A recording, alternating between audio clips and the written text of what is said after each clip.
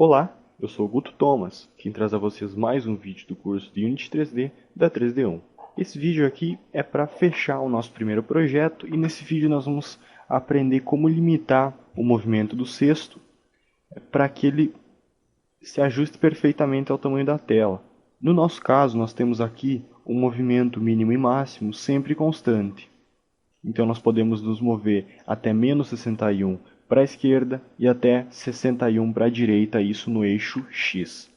Porém, se ocasionalmente eu diminuir o tamanho da tela, eu ainda vou continuar podendo me mover tanto menos 61 para a esquerda, quanto 61 unidades para a direita. E eu vou sair bastante da tela dependendo da minha resolução. Ou até vai sobrar tela, onde eu poderia me movimentar. Então nós vamos aprender como passar por esse problema projetando um ponto da câmera, um ponto do mundo bidimensional, no mundo tridimensional. E quais são esses pontos? São os pontos onde x vale 0 na nossa câmera e onde x vale a largura da tela.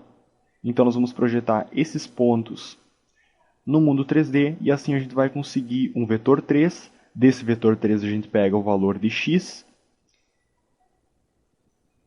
e podemos usá-los como x mínimo e x máximo. Funciona mais ou menos da seguinte maneira. Aqui eu tenho uma câmera, estou vendo ela de costas. E aqui digamos que está posicionado o meu cesto. Em qualquer um dos pontos da extrema direita dessa câmera, o valor de x é screen.width.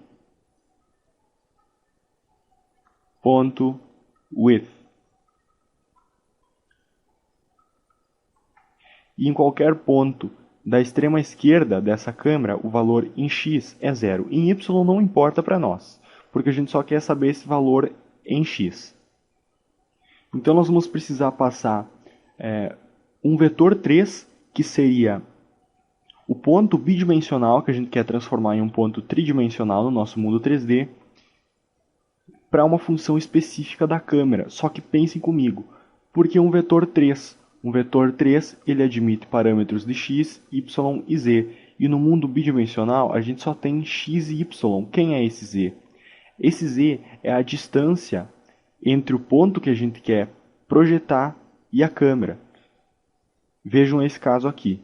Aqui eu tenho a minha câmera e aqui na frente eu vou ter o meu cesto. Então a distância que eu vou usar em z é essa distância em z entre a câmera e o meu cesto, porque o ponto que eu quero projetar está na posição que fica esse cesto. Então, fazendo uma subtração bem simples, a gente consegue obter essa distância no eixo z. Vamos aplicar isso aqui na prática, então. A primeira coisa que a gente vai precisar aqui, vamos codificar isso no nosso script do cesto, já que ele já tem as variáveis x mínimo e x máximo. A primeira coisa que a gente precisa é dessa referência à câmera, porque é na câmera que está essa função de transformar um ponto bidimensional em um ponto do nosso mundo 3D. Então vamos abrir uma variável pública do tipo câmera, chamada de câmera principal. Vamos salvar esse script e voltando aqui para Unity, a gente pode arrastar a nossa câmera principal, a câmera que está filmando essa nossa cena aqui, nessa variável câmera principal. Então só arrastem ela para cá.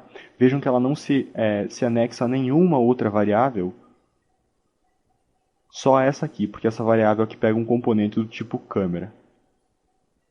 Agora então vamos definir os valores de x mínimo e x máximo. Na função start, o x mínimo vai receber o resultado dessa função da câmera principal. Câmera principal, ponto, screen to world point. Traduzindo isso, tela para ponto do mundo. Mais ou menos isso. Então a gente vai transformar um ponto da tela em um ponto do nosso mundo 3D. Abrindo parênteses, você pode perceber que nós temos a requisição de uma posição, que é um vetor 3. Está dito aqui para nós. Então a gente passa esse novo vetor 3, tendo como z essa distância entre a câmera e o local do ponto que a gente quer projetar. Então vamos calcular a distância em z da câmera até o nosso cesto. Vamos armazenar isso em uma variável local, distância z vai ser igual a transform.position.z, que é basicamente a posição em z do nosso cesto, subtraído da posição em z da nossa câmera. Vejam que a partir do componente câmera principal, nós podemos também acessar o componente transform. Então, câmera principal.transform.position.z. Traduzindo isso aqui mais simplificadamente, a posição em z do cesto subtraída da posição em z da câmera. Então, assim a gente consegue essa distância que eu exemplifiquei aqui para vocês. Como o x' é referente à esquerda da tela, e na esquerda o ponto x vale 0 na extrema esquerda, o primeiro parâmetro que a gente vai passar aqui, referente ao x, é o 0. O segundo parâmetro, referente ao y, não importa muito para nós, porque a gente só está interessado no x, então vamos passar o y como 0 também. E em z a gente passa essa distância z, que a gente acabou de calcular. Agora acompanhem comigo. Essa função aqui ela retorna um vector tree, e eu estou tentando acessar o retorno, que é um vector tree, a uma variável que na verdade é um float, e é claro que isso vai dar um erro para nós. Nós não podemos anexar um vetor 3 a um float. Então eu preciso especificar qual dos parâmetros desse vetor 3 que eu quero anexar a essa variável do tipo float. Se é o x, se é o y ou se é o z. E como eu estou trabalhando com x' e x', eu vou anexar o eixo x do retorno dessa função. Então, ponto x. Nós já sabemos que isso aqui retorna um vetor 3, então a gente pode acessar as propriedades de um vetor 3 diretamente da linha que a gente chama a função, ponto x. Simplesmente isso. Agora fizemos o mesmo esquema para o nosso x'. O x' vai receber câmera principal, ponto screen to world point, um novo vetor 3, nós vamos passar para ser o ponto bidimensional que vai ser projetado no nosso mundo, e agora em x, como eu já exemplifiquei para vocês aqui, na extrema direita, o x vale screen.width, que é basicamente a largura da tela. Então é um valor que varia conforme a largura, e é isso que a gente quer. Screen.width. Em y não estou interessado, então eu vou passar 0. E em z eu vou passar a minha distância z, a mesma coisa que eu fiz com o x'. E do retorno dessa função, que retorna um vetor 3, eu vou pegar o eixo x para poder armazenar um float em um float. Podemos salvar isso aqui, vocês podem até testar se vocês quiserem, mas eu vou fazer uma outra coisa aqui que é interessante no nosso caso. Vejam que o instanciador de frutas, ele também tem uma posição randomizada em x, e aqui a gente deixou números constantes, menos 61 e 61, que eram os mesmos valores do x' e do x' para nós, só que agora a gente está trabalhando com valores que variam dependendo da largura da nossa tela. Então nós podemos simplesmente setar essas duas variáveis como variáveis estáticas, e a partir do instanciador de frutas nós podemos acessar essas variáveis de um modo muito fácil. Nós não precisamos mais que elas sejam públicas, porque os valores são setados na função start, não são setados manualmente. Então vamos passar elas como variáveis estáticas. Vou salvar isso aqui, e no instanciador de frutas, no lugar de passar menos 61 float, eu vou passar sexto.x'. E no lugar de passar 61 floats, eu passo sexto.x máximo. Veja como fica bem mais prático e bem mais bonito de ler isso aqui. Posso salvar o meu script. E voltando para a Unity, se eu executar isso, vamos testar.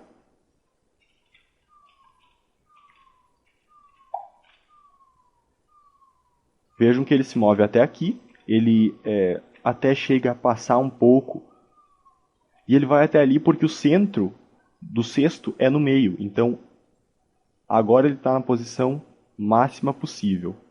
A gente pode até subtrair um certo valor, que pode ser metade da escala em x desse cesto, para que a posição fique aqui, algum valor constante que vocês desejarem, por exemplo, 5 ou 10, algo do tipo. E vocês podem ver que o mesmo acontece com as frutas. As frutas elas são instanciadas no espaço possível entre x' e x'. Se eu diminuir o tamanho da minha tela, deixá-la bem comprimida assim, eu consigo me movimentar no mesmo espaço e as frutas elas caem no mesmo espaço também. Então o nosso sistema de bloquear o movimento em X está funcionando perfeitamente.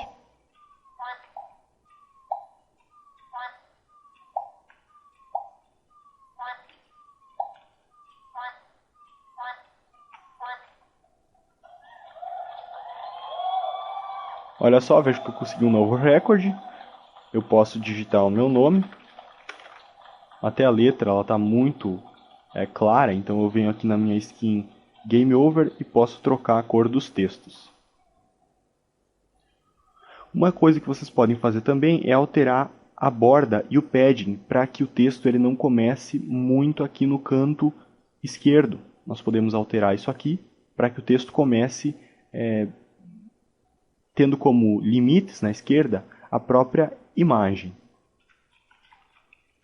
Então agora já fica mais coerente isso aqui, a gente já posicionou o texto de uma forma mais interessante. Eu posso salvar meus dados, voltar ao menu, qualquer coisa assim. Então o nosso jogo está bem funcional agora, fizemos algumas coisas bem legais, aprendemos funções bem interessantes e o objetivo da aula era esse, era demonstrar essas funções de projeção de um ponto bidimensional no nosso mundo 3D. Então para essa aula é isso, um abração e até o próximo vídeo.